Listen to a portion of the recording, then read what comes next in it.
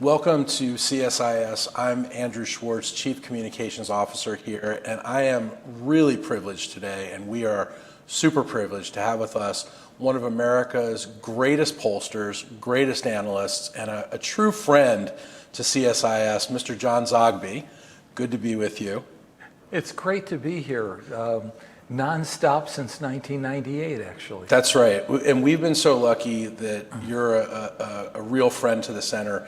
Today we're here to talk about your new book, which I'm really excited about. It's called Beyond the Horse Race: How to Read Polls and Why We Should. So, John, first I want to ask you, can you tell me, your thesis is that polls can't fully predict the outcome, but rather provide a baseline of where voters lie at the moment. But what does that mean, and how should we be thinking about polls in this election season or any election season? We are all asking the wrong questions. When I walk into a public place, I only got one question for you, Zogby. I know what the question is. Who's going to win? Right. I have no idea who's going to win. I know who's winning or not winning, but I think we expect something from polls that we shouldn't be. And in the process of making that expectation, we're losing out on what polls can really tell us about who people are, what really drives them to make their decisions, what can cause them to change their minds, but ultimately, how they identify themselves and how important that is in determining how they're going to vote. So the real question that I'd like, folks to ask me, after I've made a living for 40 years asking them questions, but the real question I'd like them to ask me is, what are people thinking today and what are they feeling? And if the election were held today, which lever would they press? So, John, you're very famously known as someone who is personally a Democrat, but someone whose polling is completely nonpartisan. But the fact that you're a Democrat, people know that, Republicans know that, but yet you're beloved by Republicans. Why is that? I've had 40 years to try to figure that out. But, look, a good poll is one that agrees with me. Yeah. Right. So that's let's strip any morality from any of this. No, but the bottom line is. I should also say you're beloved by Democrats, just to even that out. But it is the Republican thing, and I think what I noticed early on, even the ancient years when landline phones, those big boxes on the desk. Republicans were less inclined to do polls than Democrats were. Participate in polls. To participate, in those polls. And so when the raw numbers would come in, it looked like there was an underrepresentation of Republicans, especially when I looked at similar elections and exit polls. And so I made it a habit of making an adjustment, applying a weight, so that at the very least, the number of Republicans in my sample were at least reflective of the last time people voted in a similar election. That was going to bump up the Republican score, by a couple of points or 3 points maybe, depending, on who the candidates were. And so I got to be known for coming out with Republican-friendly numbers, not necessarily that the Republican was ahead if the other pollsters had gotten it wrong as far as turnout is concerned, but because my numbers just appeared to be more realistic and more fair. And so this is a trend, incidentally, that has continued. So that I'm a little wary when I see polls that come out and have nationwide polls, 42% Democrat, 28% Republican in the sample. Well, that's wrong. It just simply is. The reality is the parties are almost at parity right now. Democrats a slight edge, maybe 1 or 2 points more than Republicans. But, how can you publish a poll then that doesn't represent America?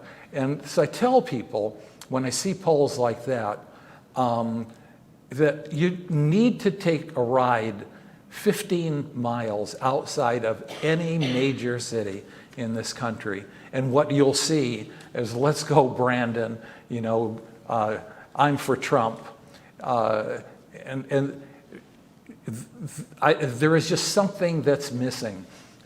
So I'll apply a weight for Republicans, but I have to tell you that when I do my raw sample, before any weights are applied, I never get that 13 or 14 point spread. So I really have to question how my colleagues are actually doing their polling when they come out with numbers like that. You tell a great story in this book early on, and in 2000, of course, the highly contested 2000 Gore versus Bush hanging Chad election. And during the run-up to Election Day, you get a call from Ari Fleischer, who was then campaign spokesman, of course, went on to be White House spokesman. And Ari says to you, what? He says, "You really have Gore closing the gap?" And I said, "Yeah, I do." And he said, "We've got Bush at 54% and lock on 320 electoral votes." I said, "Well, Ari, one of us is going to be out selling pencils on Wednesday, the day after the election." And I got off the phone, and as I write in the book, I was wondering where I could get a good deal on number 2 lead pencils in case it was me that was wrong. And the fact is, they were way off. Now, that's campaign hype, and they're hustling a pollster. And I'm not blaming Ari. Both sides do it. It's amazing the degree to which they befriend you and want you to be a part of their team, because they know I'm doing TV, and this will modify, my approach to their candidate. But the fact of the matter is, the Bush people were that confident that they had that election all locked up, and they acted that way, so that even when there was still no official winner, W was choosing his cabinet and acting like he had won. The Gore people were, biting their fingernails.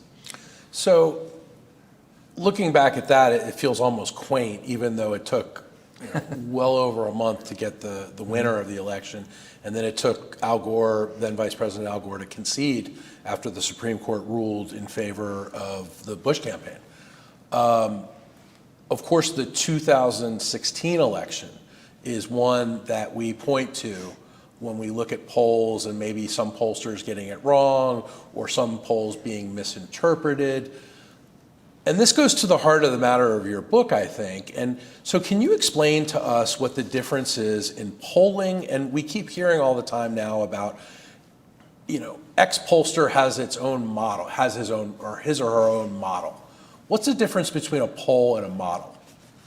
Well, we all use a model, and the model is what demographically and in terms of party identification, what the turnout will look like on election day. Now, of course, we use science, we use random probability sampling, we try to get as close approximation of the electorate as we can, but ultimately judgments have to be made. Do I have the right number of young people? 18 to 29-year-olds, sometimes they could be 17% of the electorate, other times 19 and 20% of the electorate. That matters. Women who lean Democrat, sometimes 51%, other times 53, 54% of the electorate. I've already mentioned political party. So ultimately, I have maintained for the longest time that polling is 80% science and 20% art. There are judgments we have to make when we publish our numbers as to, does this approximate what the electorate is going to look like on election day? Now, you raised the 2016 election, and I have a take on that. My take is that the polls pretty much got it right. It was the pundits that got it wrong. And I'll explain what this is about, because this is all about expectations for polls. So if you take a look at the polls that were published 10 days before that election, Hillary Clinton was leading by, and these are not going to be exact numbers, okay? Hillary Clinton is leading by about 9 in New Hampshire, and 10 or 11 in Pennsylvania, and 11 in Michigan, and so on, in the various battleground states. But then if you follow the daily tracking, you know, a few days later, she's leading by 7. And a few days after that, she's leading by 5 or 2 or 3. So you get then to election day, and the day before the election, I should say, and Hillary is down in North Carolina, whereas she'd been ahead, but she's leading by 2 or 3 in Pennsylvania, but she had been 11. She's leading by 1 in Michigan, but she's been ahead by 9 or 10. There's a trend line that's there, a trajectory that makes you look and makes you wonder, what will the polls be like tomorrow? So to pinpoint the poll taken 2 or a day before the election and say, oh, but you said she was going to win Pennsylvania because she was ahead by 2 or 3 in Pennsylvania, when the reality is she's been going down each day, and that way in multiple states as well. It was hard not to draw the conclusion, look, anything can happen today. And of course, it's history. Anything did happen. Yeah. We're going to talk about the current election in a minute, but before that, I want to get to some of the key questions that your book gets into. So, like, for instance, what are the fundamentals of the electorate that are often missed when focusing on purely horse race numbers? Oh, there's so many things. I was the only one to call the Vicente Fox victory in Mexico, right? Because the peasantry was voting as they normally voted for the PRI, the ruling party, for 70 years. But 76% of the peasantry were saying the country is headed in the wrong direction. And there were other barometric readings that suggested, look, if they are able to do a secret ballot, uncorrupted, and of course the Jimmy Carter Center was down there and they watched that 2000 election closely. As monitors, yeah. Yeah, as monitors. The bottom line is they did get to vote relatively freely, and they threw their party out. The peasantry and the PRI kind of broke with each other because things were not good. So in other words, what's the mood of the country? Are people better off or worse off than they were before? And who are they?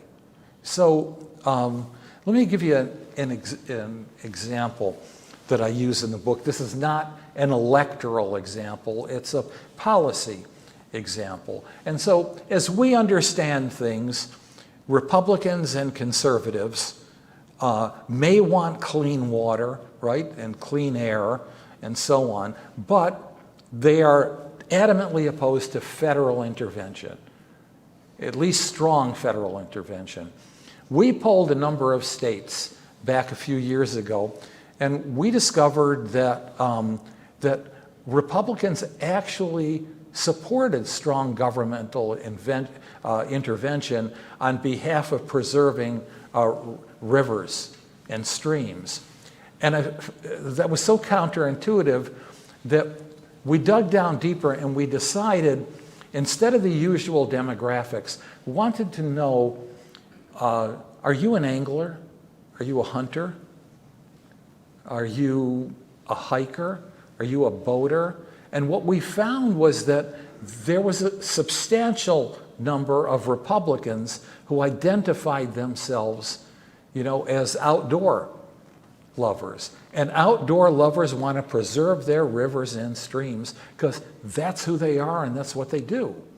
And so to see people in terms only of their party identification or their NRA membership or their dyed-in-the-wool conservatism doesn't get the full picture. There's probably something else in there. And that's why campaigns are important. If I can find that something else, I may be able to persuade this person. You know, that's really fascinating because in this day and age with the polarization we're dealing with the media polarization we're dealing with and experiencing on a daily basis, we tend to think that everybody is only in their tribe. Yeah. And the totems of their tribe exist, and they're going to stick with that orthodoxy, and they're not going to stray. But when it comes down to it, you found that people actually, they're multidimensional. People think, about their neighborhoods. They think about their backyard. They think about their neighbors. They don't just think about these totems. Yeah, a previous book that I had written, Tribal Analytics, was discovering the major tribes in the United States. And we did it in such a way that we let people speak for themselves, rather than our pigeonholing them into, specific tribes. But two of the tribes were the God Squad, and those were people who, put their faith first and lived their lives on the basis of their relationship with a supreme being. But then there were happy hedonists. Eat, drink, and be merry, for tomorrow I die. However, the happy hedonists and the God Squad had an 18% intersection with each other, and especially on the issue of the environment. Whereas the happy hedonists would say, I can't eat, drink, and be merry if this world is going to blow apart. And the God Squad were troubled by God's stewardship of man's earth. Well, interestingly, there's got to be a way to bring those two into a room somehow and get them talking, as opposed to just automatically pigeonholing them, putting them into silos and saying, never, never, never, never, never. And so that's what a successful politician kind of needs to do in Yes. this day and age, doesn't he or she? Absolutely. Build bridges. We used to talk about building governing coalitions. Right. That all ended in the Bush years, George W. Bush years, when it was determined, famous memo that Matt Dowd, their pollster, wrote to Karl Rove, saying we don't need a majority coalition by reaching over to the other side. We can just put together our own highly intense coalition and persuade public opinion and make policy that way. And that ran counter to what the founders of CSIS, many members of Congress who have spoken here, who have been on our board. I think of things like Nunn-Lugar, all this bipartisanship where members used to know each other, their kids used to go to school together. Ronald Reagan famously had, after work drinks with Tip O'Neill, and they were the best of friends. But in terms of policy, they couldn't be, any more diametrically opposed. We don't seem to have anything like that anymore. It doesn't appear that way. Yeah. No. John, I want to ask you, with the focus on horse race numbers in the polls, how does it affect undecided voters? The book on undecided voters is that they are, and this is our word for the day, a duck will come down, a melange of people, okay? When I just discovered yesterday, reading an article, that 18% of voters are undecided today, more men than women. That is so contrary to everything I've ever seen or experienced. So there was a time 20 years ago when, because of the Patriot Act and budget deficits and the war in Iraq, that many conservatives were leaving the Republican Party and registering as independent. And so when we looked at independents and undecideds, there was a preponderance of conservatives in that mix. Today, there are pockets of so many different people who are undecided, and a lot of that has to do with age. Older folks are more decided because they're more locked in to ideas and value systems. Younger people are distrustful, and they're finding something to hang on to, distrustful of so many of our institutions. The big battle is over whether or not 18 to 29-year-olds are actually going to vote. John, this brings up something that I really wanted to ask you today. You've written about youth culture. You've written about youth participation, and when I say youth, I mean 18 and up, that 18 to 29 age group. What is different in the current 18-year-old so-called Gen Z versus my generation, Gen X? What's different about them and the way they think about politics and voting? Well, first of all, demographically, they're radically different. So I'm a boomer. 81% of us are white. 61% of Gen X are white. You're getting down now where 50-50 are white, non-white. Some, in fact, in pockets where they're majority non-white. And so one difference is we marched in civil rights and anti-war on behalf of them. These kids are marching on behalf of we, of us.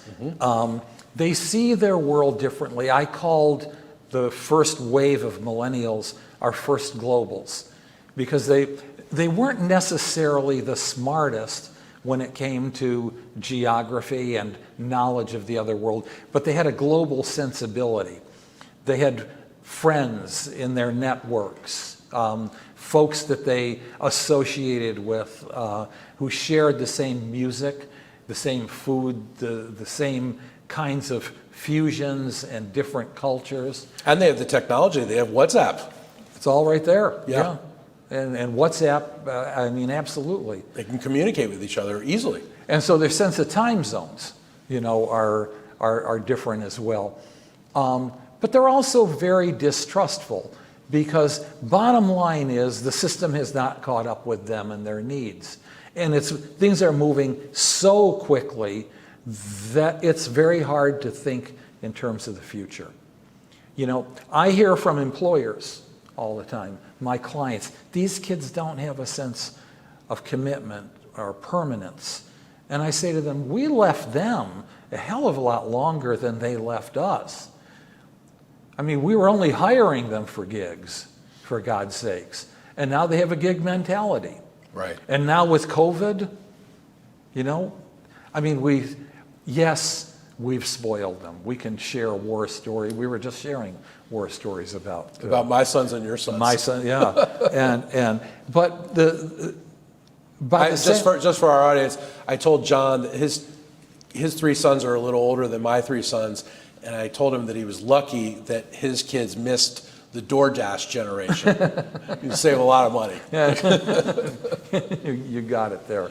But I mean, the very fact is that they're different, and with COVID, hey, why should I go out to work for $15 an hour when I can stay home? Right. Which leads to something else that I don't mention very much in this book, but I do in another, is that how silly our views are towards immigration. I mean, you see help wanted, help wanted, help wanted, and then you see hundreds of thousands of people who say, I want to work, I want to work, I want to work, and I'll start anywhere. Why are we making enemies? There's a real disconnect. There's a huge disconnect, yeah. Certainly immigration is going to figure into this election, but I want to ask you also, in your book, you mention that Democrats are more likely to respond to polls than Republicans. Why do you think this is, and how do non-affiliated or independent voters fit into this equation? That's a really good question. It used to be a factor of demographics. That in the 1980s when I started, the blue-collar worker who was a Democrat, the liberal professor or liberal government worker was likely to answer the telephone. Republicans were suspicious. And they were suspicious because the polls and the pollsters were known as liberal and academic and biased, and so were the networks too. And many of the polls, the ABC, Washington Post poll, they were media polls, and so there was a built-in suspicion of the system. It was also demographic, that the blue-collar worker who's a Democrat is going to be more likely to answer the phone than the conservative Republican physician who lives in Bryn Mawr, Pennsylvania. So But I think with the onset of talk radio, you know, and Rush Limbaugh and, you know, that pack of Rush Limbaugh wannabes, there was, this was man against the machine. This was another way to strike out against the liberal establishment. Let's just not tell them the truth. Let's just not answer the phone. And today, we have all kinds of people not answering the phone. Right. Like, for instance, if I get a call on my cell phone and it's from an unspecified number, there's pretty much no way I'm going to answer it. I'm going to pick it up. So who is actually answering these calls, and who? And it's the same with online. If I get a text saying, fill out this survey, I'm afraid to click on it because it could be a phishing attempt, it could be some malware. Who is actually answering the polls, and how are most of them being done? What you're about to hear is a long story. So, short question, but it's, all right, so I started in 1984. Mm-hmm. The very few answering machines and zero technologies associated with the telephone. 96% of households had a working landline. And the telephone was an event in the household. It was a chief way of communicating with each other. So we would hear, shh, somebody's calling me from New York and they're asking me important questions. Be quiet, you know? Or, this is 1984. A woman of a certain age would answer the phone in the late afternoon and say, oh no, you don't want to talk to me. You have to wait until my husband comes home. He deals with these kinds of issues. Now, just think about that. That's, first of all, the phone is an important social event. And then in the second instance, you have a woman who is not only saying, demurring and saying that I'm not going to participate, I'm not smart enough, but she's also telling a total stranger, I'm home all by myself. Right. So that's when we started. Now, what we have to do is we do 90+% of our sampling online. And what we've had to do is build up enormous lists of emails, complete with demographic and behavioral profile. We use our call centers then to validate those people. And then we're constantly sending surveys, so we're building up some sort of a database then on people who answer the phone. So we have a pool of about 15 million cleaned, validated email addresses of people who have or have said that they're willing to respond to a survey. I see. So now... So they're not surprised when you reach out to them? No, and the important thing is that with 15 million, that doesn't mean they're getting polled or asked every week.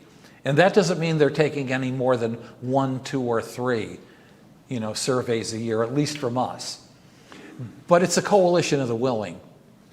Otherwise, we just wouldn't be able to function. Well, and so, nowadays, is that enough? Is 15 million, is that a big enough sample in America? As long as it's representative, demographically, and in other ways as well. And as long as, and we are reintroducing the concept of random probability sampling, because 15 million is large, stratified to be representative geographically of the entire nation, and we're getting our random probability sampling from this pool, as opposed to every phone number in the United States or every email address in the United States. And they've been remarkably accurate, not only on our end, but those YouGov and Ipsos and those others who use online. John, if you're a political junkie, like I think most of our viewers are, like I am, like you are, you spend a lot of time flipping around the channels and reading everything you can. And nowadays you're hearing about polling, you're hearing about things like, the probabilities that you just mentioned. You're hearing terms like expected value thrown in. And I always feel like, geez, I need to go become a mathematician to understand this. But you really don't, do you? No. Tell me what this all means when we're looking at these polls, and like what does it mean to have a model and an expected value, and how does that help you as a pollster understand the electorate? Look, there are certain rules of engagement that we all have to follow. You know, the notion, and I put it in quotes, of random probability sampling does not exist anymore.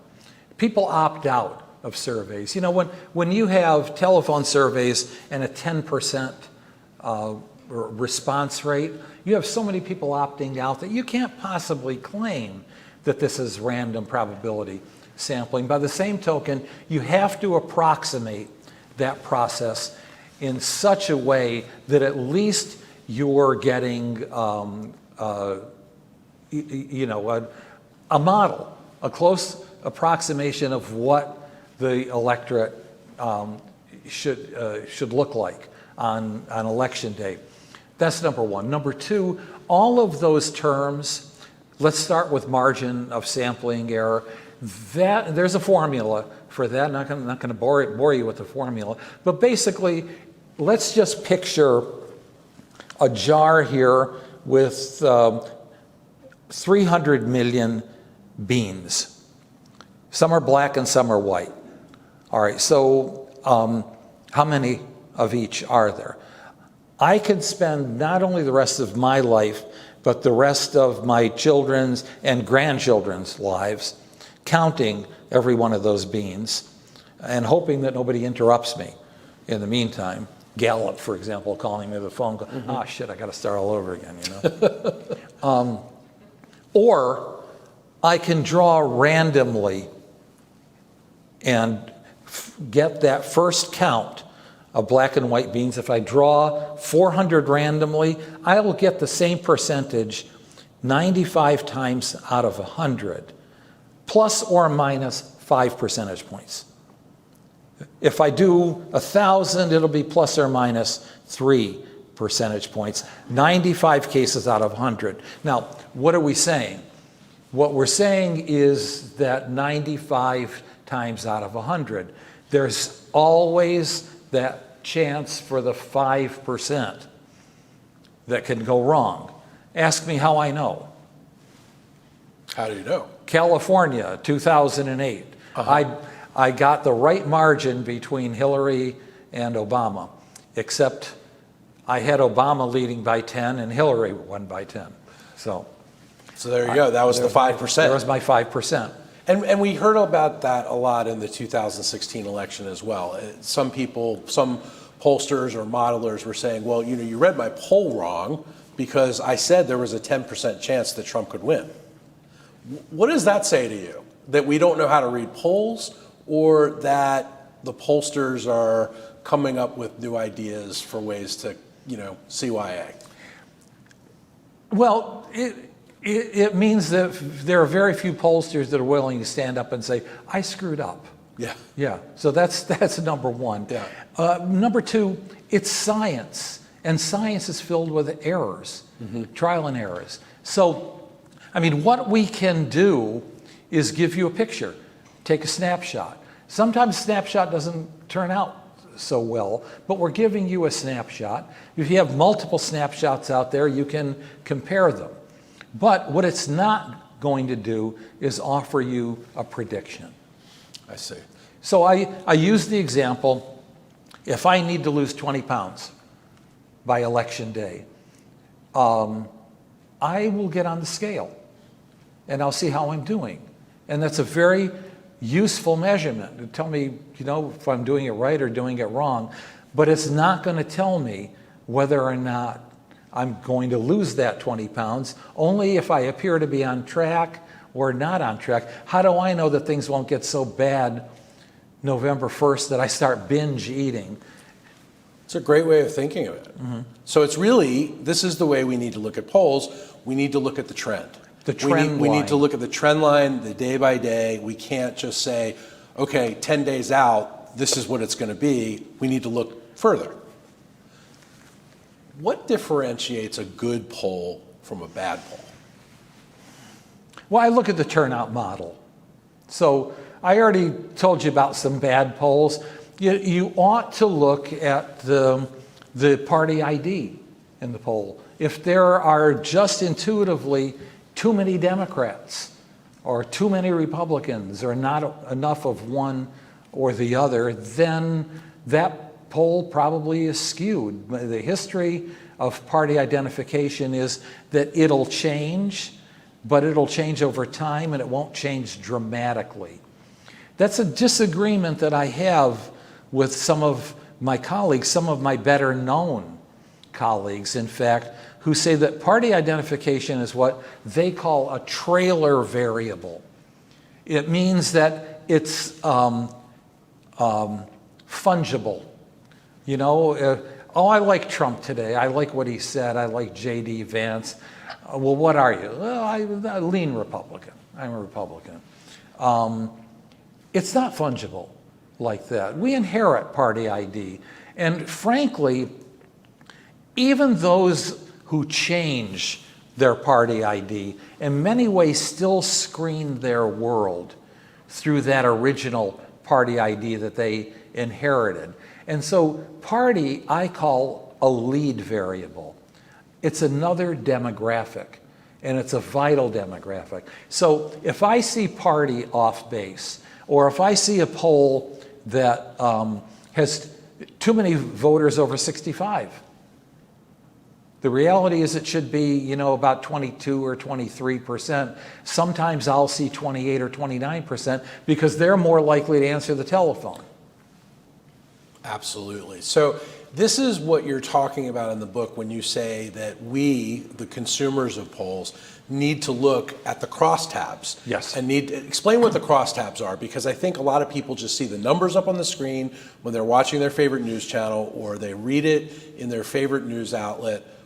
What are the crosstabs, and what do pollsters do to create them and look at them, and why do they matter so much? I think you've alluded to this with what you've been saying, but explain to us what that all is. So we'll ask a lot of content questions and a lot of behavioral questions, but at the end of the survey we ask a lot of demographic questions, everything from the obvious: age, race, religion, gender, income, educational achievement, married or single or divorced, widowed, and so on. We also ask additional kinds of questions. Are you a NASCAR fan?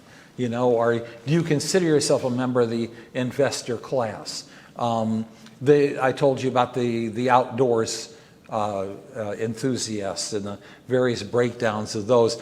And then what we will do is not only produce overall results, but crosstabs are the cross sections of each of those characteristics. So how did men answer versus how did women answer? How did 18 to 29-year-olds? We have 4 different age groups. You know, we have the old 18 to 29, 30 to 44, and so on. But then we also have them lined up by their historical cohort. So baby boomers and Gen X and millennials and Gen Z. If we have a large enough sample, and that usually is somewhere around 2,000 or 2,500 in our sample, we'll be able to do bivariate or even multivariate. So in other words, well, how did 18 to 29-year-old independents who are Catholic view this versus other age groups? And so there's a lot of depth and detail. I can't fault media for not covering polls with granularity, but I can fault media by just focusing on the horse race as a one-dimensional number, when in reality there is so much more behind it, and the so much more that can illuminate what voters are really thinking and feeling. Well, you know, that brings me to my next question. We have this deluge of news and information. How does the news impact the way we're looking at elections and the polls? An enormous amount, and we used to think not. For starters, it dictates the agenda of what's covered. Right. So for example, there used to be a hurricane in Puerto Rico. Well, there isn't anymore. Well, Puerto Rico is devastated, but it's not top of the news. Yeah, we're not covering that today. We covered that last week. Yeah. So all the action was last week. Now it's just the cleanup. So it's, it influences the agenda, obviously. But by the same token, I call January 29th, 1998, the second Declaration of Independence, because it was on that day that both Sam Donaldson and Tim Russer, two very respected news people, said the President of the United States, Bill Clinton, will be out of the White House by the end of this weekend. They predicted that Bill Clinton would be gone because the news story broke about Monica Lewinsky, and the American people didn't want that. Right. Of course, he stayed on and was impeached, but made it through that. And was more popular the day he left than the day that he came in. Right, right. So the news really impacts the polls. Let's talk about what's going on right now in the news with this incredible summer of just unprecedented actions. You now have Kamala Harris and Tim Walz versus Donald Trump and J.D. Vance. How do you see this race shaking out? It seems like we're looking at these numbers, not even day to day, but minute to minute, and nobody really knows what's going on. We're at equilibrium, okay? It was already a competitive race with Joe Biden in it. However, Joe Biden was locked before and then particularly after his debate performance. He was locked into only his age and his mental acuity. There was nowhere to go. There was no way to move beyond that message. And so Kamala Harris comes in and has a honeymoon, which new candidates, new nominees get. And it's an extended honeymoon, and she has milked that honeymoon quite well. But she brought it to equilibrium or a slight lead at this point in time. And she had been behind. Or Biden had been behind. Her administration had been behind. She comes in, she makes up the ground, and then some. Yeah, and so how does she do it? Well, Biden was polling about 65% among blacks. A Democrat needs to poll 90%. So during this period, Harris comes in, she's polling upwards of 80% of blacks. Not exactly where she needs to be, but a hell of a lot better. Yeah.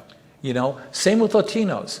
Latinos were evenly split for Trump versus Biden, and a lot of stories being written about working class Latinos, and of course that growing number of evangelical Latinos who are very conservative.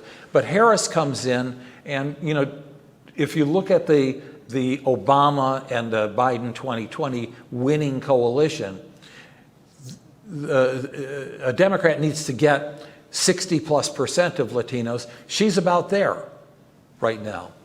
Now that's the huge difference now that we see in Nevada, for example, and Arizona. They're scoring much better. Young voters. Obama got 66% of young voters in 2008.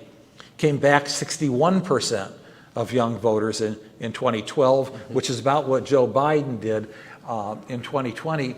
He was polling under 50%. Biden was. Right. She is back up closer to that 60%, but it brings her to equilibrium. So does she have room to grow? And the same question with Trump. We're constantly hearing about Trump's base, and that he even said this week that he doesn't need new voters. He wants to go after the voters that might like her, tear her down a little bit. Do either one of them have anywhere to go? Yeah. She has more blacks and Latinos, non-whites, young people.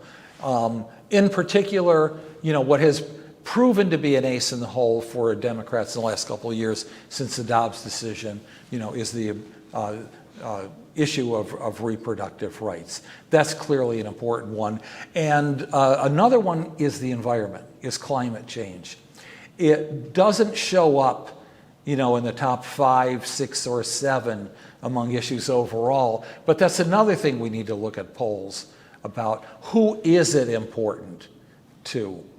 And can it be a driver in not only how they vote, but whether they vote at all? Where does Trump have his opportunity? And this is something that I've been looking at really just the last couple of days. It's with young men.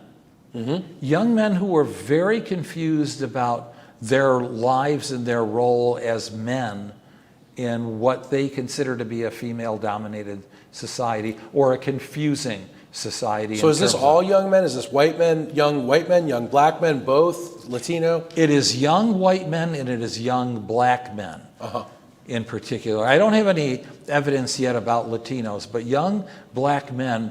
And I'll tell you that Trump has been polling about 21, 22% among blacks, which is kind of unheard of for a Republican. That includes... George W. Bush didn't do anywhere near that. Nowhere near it, yeah. And then by the time Obama runs, the Republican, McCain and then Romney got 4 and 7%. Right, so around the same as Bush, maybe even a little less. Yeah. In this case now, it's 32%, my most recent poll, 32% of young black men that Trump is getting. And so there's a pool out there because there are still large numbers of undecided black men. So why do you think he's doing so well with young men? I think because he's hearkening back to who to quote better than Archie Bunker, right? When boys were girls and men were men, Sure. That there's a clarity there in a world that lacks clarity. It's amazing how things go back to Norman Lear shows that are so, from the 70s, that are so, prescient today. You know what? Because those were good times. No, sorry about that. Yeah. No. But yeah, I think that this is something that I've got to follow even more closely because, without getting partisan too much, J.D. Vance's statements have appeared to be outrageous. However, there is really no serious talk of removing him simply because it's striking a responsive chord. And look, as we sit right now, Harris does lead by 2 percentage points on average nationally. But if you look at those 7 battleground states, her leads are no more than 1. And his leads, Trump's leads in a couple of states are no more than 1. Anything that can move even a few hundred votes one way or another can elect our president. Okay, so that goes to the role of spoiler candidates. Now, Bobby Kennedy Jr. has dropped out, but he's still around on the ballot in some of these places. Yes. North Carolina is one of them. Of course, the Green Party has Jill Stein, who played a big role in the 2016 election, taking away votes from Hillary in key Rust Belt states like Michigan, Wisconsin, Pennsylvania. What's the role of spoilers in this election, these third-party candidates? It's harder to see Jill Stein having an impact. She's been around. She'll get her 1%, probably less. But those are likely among green hardcore voters who are not inclined to vote, for a Democrat anyway, unless some progressives spill off and go with the Green candidate. In which case, then that could hurt Kamala Harris. I'm not seeing it right now as we speak. Bobby Kennedy phenomenon is interesting because all through the time that he was in the race, look, full disclosure, my son Jeremy was polling. Right. I was going to say there was a Zogby involved in the Robert Kennedy Jr. campaign and polling apparatus. That would be my son and my boss, I should say. I think all 3 of my sons are my boss at this point. But what we saw was whether Bobby Kennedy was polling 18, 19, 21% or 6 or 7%, he was taking slightly more from Trump Right. than he was from Harris. I saw a poll, 250 Kennedy supporters. It wasn't a poll that I put much faith in, but it said that about 49% were willing to, of Kennedy supporters, were willing to go with Donald Trump. I don't know. I don't know what the methodology was on that. But I suspect that some will, a lot more will not. But really anything that moves even a couple of hundred votes in a state like Arizona or even Pennsylvania. So Kennedy comes from one of the most famous Democrat, if not the most famous Democratic family, could throw this election towards a Republican, Donald Trump. That will make for a very interesting Thanksgiving at Hyannisport. It sure will. It sure will. Let me ask you about this. You alluded to it when we were talking about young men. There seems to be a big, we always talk about a generation gap in politics and in polling. Is there a gender gap here? In reference to the election? Yes. Absolutely. It's a wide gender gap and getting wider with Kamala Harris in. And getting wider because Trump and Vance are running a guy thing. Mm-hmm. This is a locker room talk, insults, and professional wrestling, WWE, everything. I mean, it's so patently obvious that this is what they're doing, and I suppose they're concluding it's working for them because he's tied. He's within 1%. Yeah, people keep saying to me, I can't believe he's so close to her right now, thinking that she should be so far ahead. But does that surprise you that he's this close? No. Again, word to everyone, get in your carpool, and drive into Virginia or into the Catoctin Mountains or anywhere, and it's Trump country. Yeah, 15 minutes outside Montgomery County in Maryland, it's different. It's Trump country. Yeah. So with this gender gap, a lot of it has to do with, as you said before, reproductive rights. If Trump's not going to try to get women, he's only going to try to get men. Is that a winning formula? Yeah, because there are women who share those values as well. I made it a point when I was polling about NASCAR fans to go to NASCAR. NASCAR isn't a cult, but it's culture. Sure. And it's a traditional culture. Barack Obama famously went to NASCAR. Yeah. He was a fan, and it got him. He won North Carolina in 2008. He lost it in 12, but he won it in 2008. See, I am old school. I'm for bridge building, building majority coalitions, governing coalitions. We don't seem to do that anymore. Certainly not in presidential politics. We do hear about some policies being made, some crossovers, but it's not the dominant theme. And as you pointed out, there isn't that sense of camaraderie and friendship, certainly not publicly, but more and more we hear about it, not privately as well. And so whoever wins, and that's a whole other conversation. I'm not entirely sure that either side will accept the results if the other side wins. Is that right? Yeah. Just what you hear from voters. So we are really locked in, and that includes progressive Democrats who won't believe in the results if Trump wins. Right. I mentioned in my book the story of the 2000 election. I was polling for Reuters, and 3 weeks, right before Thanksgiving, 3 weeks after the election, we polled Bush supporters and we polled Gore supporters. And we asked Gore supporters, if Bush is declared the winner, will he be the legitimate president of the United States? And it wasn't a majority, but it was a plurality who said yes, he would be the legitimate president. And look, that is nothing to brag about in a democracy. A plurality will accept the other guy. But when we polled Bush supporters, it was 2/3 who said that Gore would not be the legitimate president of the United States. And in that sense, we had a prefigure of what we have today.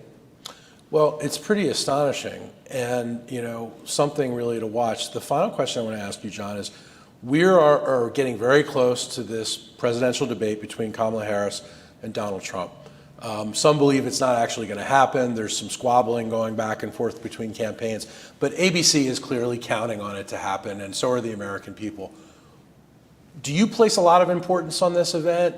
And can it really move the polls? A lot of people are going to be watching the debate, as opposed to the interview with Dana Bash. Yeah, something like 29 million watched Trump versus Biden. Yeah. And it could be even more for this. It could be even more. This may be one instance where genuinely undecided voters actually watch. So the stakes are very high for both sides. And it's going to be closed mic, which is really very interesting.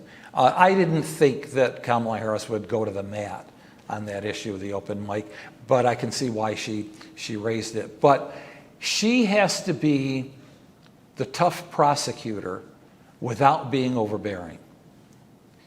And he cannot be the obnoxious dismisser of a woman. And it's going to be very hard for him to do that. Because he's been that way on the campaign trail so far, and he says it's working. And he says it's working, yeah. But this time it's different. It's a mixed audience. You're not screened to get in on this one. And what you mentioned that she could be overbearing. She certainly showed the American people what she looks like as a prosecutor during the Kavanaugh nomination and other Senate hearings. We haven't really seen that much of her in that role as vice president, but clearly as a candidate, she's brought a lot of those themes back. What would constitute overbearing? Only the degree to which Donald Trump turns himself into a victim. I mean, she's holding the cards. He has been convicted. Yeah. In civil and criminal court. He's still facing more. But if that becomes the overarching theme of this debate, going after him, that's tantamount to Rick Lazio walking into Hillary's space. You may get to a point of diminishing returns, especially if he's able to come back and say, see, folks, see what I told you? They've been out to get me. Right. Well, we're all going to be looking forward to that. I know that people who are watching this and here in our audience are looking forward to reading your book. It's absolutely fascinating. Congratulations. And thank you for being such a great friend to CSIS, John. Thank you, Andrew. Thanks so much for this.